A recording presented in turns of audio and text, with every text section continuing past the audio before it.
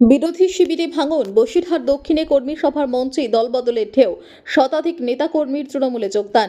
বসিরহাট দক্ষিণ বিধানসভা কেন্দ্রের নির্বাচনী আবহে দলবদলের রাজনীতি আরও জোরালো হয়ে উঠছে। ইটিন্ডা পানিতর অঞ্চল তৃণমূল কংগ্রেসের উদ্যোগে আয়োজিত তৃণমূল কংগ্রেসের এক নির্বাচনী কর্মী সভা ঘিরে রাজনৈতিক উত্তাপ ছড়ায়। ইটিন্ডা গার্লস হাই স্কুল মাঠে অনুষ্ঠিত এই সভা কার্যত শক্তি প্রদর্শনের মঞ্চে পরিণত হয় শাসক দলের জন্য।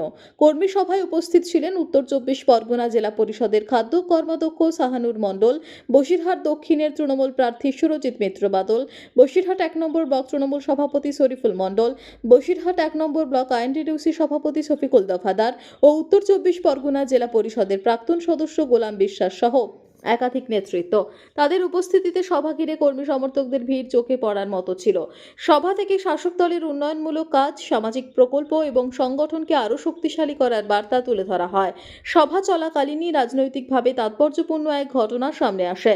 ঘোজারাঙ্গা, পানিতর ও নাকুয়াদহ সহ একাধিক এলাকা থেকে আইএসএফ, সিপিএম, কংগ্রেস ও বিজেপির শতাধিক কর্মী তৃণমূল কংগ্রেসে যোগদান করেন।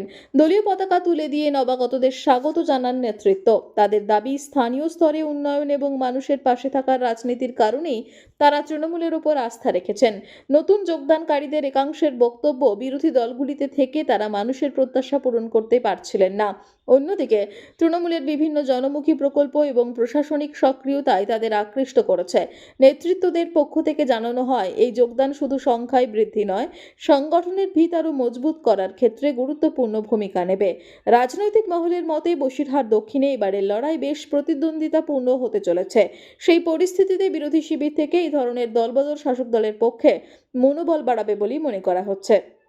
সব মিলিয়ে নির্বাচনের আগে বসিরহাট দক্ষিণে সংগঠন শক্তিশালী করতে তৃণমূল কংগ্রেস যে সর্বশক্তি দিয়ে ঝাঁপিয়েছে, এই কর্মী সভা এবং দলবদলের ঘটনা তারই ইঙ্গিত দিচ্ছে।